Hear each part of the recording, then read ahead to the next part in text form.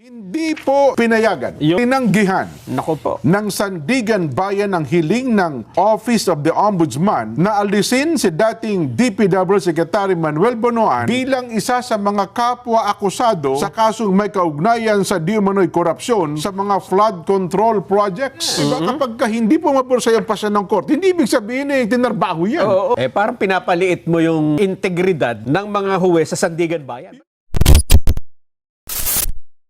Totoo niyan, meron na nga ginawang state witness dyan para magturo ng mga sangkot na matataas na opisyal ng gobyerno dito sa flood control scandal. Akala ko, di ba ginawa na ng state witness si DPWH Secretary Manny Bonoan? Akala ko tinanggihan. Tinanggihan ba? Tinanggihan, hindi ayaw na pumayag. Ha? Anong pwedeng ganun? Sinong tumanggi? May balita kanina na mukhang hindi yata pumayag na itong si dating DPW Secretary Manuel Bonoan ay maging state witness? Gawing state witness. Bakit naman? Ito po, babasahin ko na sa iyo. No? Ano ba sabi? Nasa pahina 12. Hindi po pinayagan. Yun. Tinanggihan Nako po. ng Sandigan Bayan ang hiling ng OMB, Office of the Ombudsman, na alisin si dating DPW Secretary Manuel Bonoan bilang isa sa mga kapwa-akusado ni Senador Jinggoy Estrada sa kasong may kaugnayan sa di umano'y korupsyon sa mga flood control projects. Yan po, inakusahan ng Ombudsman si Bonoan ng pakikipagsabwatan para dati kasi itong sinasabi, no? Naakusahan po itong si Bonoan ng pakikipagsabwatan daw po para makakuha ng kickback mula sa mga flood control projects. Pero ayon po sa anti-graft court, maaring maapektuhan daw po ang karapatan na Estrada kung papayagan ang pagbabago sa information. Ayan o, naka-wheelchair o. Ganon? Ba't hindi kina-question ni Senador Lacson, ba't naka-wheelchair? Hindi, it's a miracle Dati kasi hindi yan naka-wheelchair, umupo, nag-wheelchair. It's a miracle. Naka-wheelchair po yan dahil siya ay under confinement pa rin ng ospital. Yes. Kayo basta nakakita ng wheelchair akala nyo it's a miracle kaagad no? So hindi siya pinayagan sa kaso ni Jinggoy. Hindi. Kasi kapag kinuha niya natin state witness yan, maapektuhan yung complaint laban kay Senador Jinggoy Estrada. Ito pa nilinaw pa po ng korte na hindi maaaring magkaroon daw po ng pagbabago sa paraan ng pananagutan ng akusado kapag nakapaghain na ito ng kanyang plea. Gayunman, binigyang din po ng Sandigan Bayan na hindi nito sinisira o sinasara, ang posibilidad na maging state witness pa rin si Bonoan. Aba, maaari pa rin umanong humiling ang prosecution na gawing testigo sa sakop na yugto ng pagliligtis.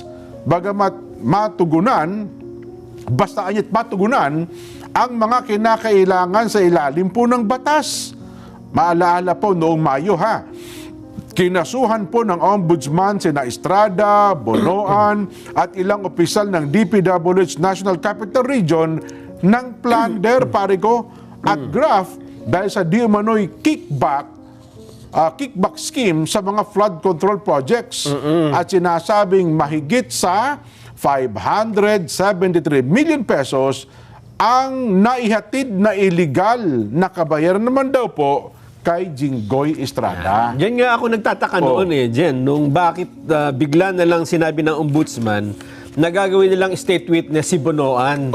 Samantalang ang nakapile na kaso ay itong kay Jinggoy Estrada. Yun na nga. Kasi ang sabi nila, gagawin naming state witness si Bonoan para sa kaso kay dating speaker Martin Romualdez. Ganon, ang nakapile na kaso kay Jinggoy. Diba? Yun na nga Hindi ka pwede mag-state witness dun sa isang kasong hindi pa nakapile. Hindi ba? I-file nyo muna. I-file nyo muna yung kaso kay dating Speaker Martin Romualdez, tsaka nyo gawing state witness si Bonoan. Ayun. Pero dito, kaso to ni Jinggoy eh. Hindi, siguro sabi na Sandigan Bayan, mas mataas ka pa kay Jinggoy. Ikaw sekretary ng DPWH. Alam mo, Kickback lang yung nakuha ni Jinggoy. Alam mo, ito ngayon ang problema na kinakaharap ng ombudsman.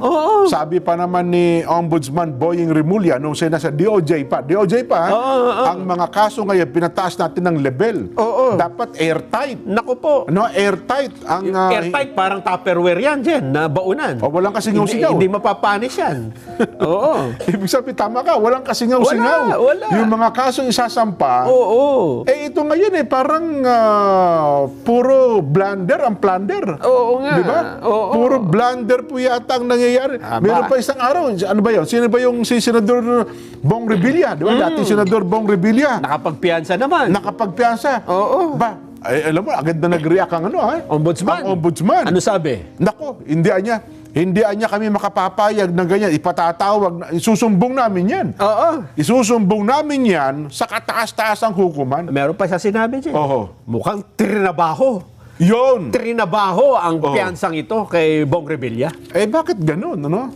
Kapag ka ang hatol ng korte hindi pabor sa iyo, tinarbaho. Parang pinapaliit mo yung, di ba? Yung integridad ng mga huwes sa Sandigan Bayan. Ba't ka pa nagpapail ng kaso kung wala kang tiwala sa kanila, di ba? Wala ka palang tiwala sa Sandigan Bayan. Bakit ipinagkatiwala mo dito yung pagkasampan ng kaukulang kaso? Ayun nga. Di ba? Ayun ang sinasabi natin. Tapos nung hindi pumabor sa'yo, ba, tinarbahoan niya? Paiimbestigahan natin. Mali. Kung sabihin namin na yung pagpapakulong mo kay Senador Marcoleta, tinrabaho mo rin. Yun ang tsaka mahalata mo, talagang gawa-gawa yung mga kaso, di ba? Hindi ba? Kasi pagka nagsalita ka ng isang bagay, dapat iisipon mo rin, paano kung ibalik sa akin, di ba? Hindi ba? Yun. Hindi ka pa pwedeng masisilipan doon na wala kang ring tinatrabaho? Yun na nga. Kasi bilang isang abogado, tayo naman, kilala natin si Senador, Ombudsman Boying Rimulya, abogado ito. Hindi lahat po ng pasa ng korte, papabor sa iyo. Ayun nga. Diba? Kapag hindi pumabor sa iyo ang pasa ng korte, hindi ibig sabihin tinarbaho yan. Bakit? Siguro siya ba ganun ba ginagawa niya? Mukha. Dahil yung... Anong klaseng muka? Dahil yung kaso ni Senador Joel Villanueva, alam mo ba, mahigit 2 buwan na nang sabihin niyang hinog na ito. Pare ko, hinog na. Ipapail na natin within 2 weeks, 2 months, and several days ago yan. Pero yung hinog, mga kababayan, hanggang ngayon ay pinapahinog na naman. Wala pa pong naipapail kahit isa. Kung siya naman ang paratangan na, bakit? Tinarbaho ka rin ba? Ayan. Di ba? Yun nga. Bakit mo bilang, di ba? Sino tumrabaho niya para wag maipail ang kaso? Wag po ganon. Respetuhan tayo. Ngayon, kung hindi pa mapor sa'yo, tignan natin kung paano mo gagawin. Di ba? Tayo nagpapahayag ng mataas na pagkilala sa Sandigan Bayan. Tama. Di ba? Yan man ay pabor sa atin o hindi. Doon tayo sa due process. Yan. Doon tayo sa rule of law. Ano man ang pwede nating gawin para halimbawa ay hindi pabor sa atin ang naging desisyon, di gumawa tayo ng paraan na legal, di ba? Marami namang iba pang paraan. Halimbawa, questionin mo sa Supreme Court. Ayan. Di ba? Pero para siraan mo yung humatol sa'yo, doon sa kasong hawak mo, mali ata yung bagay na yan. Napakamali yan. Kasi pinapahina mo yung pundasyon ng lipunan.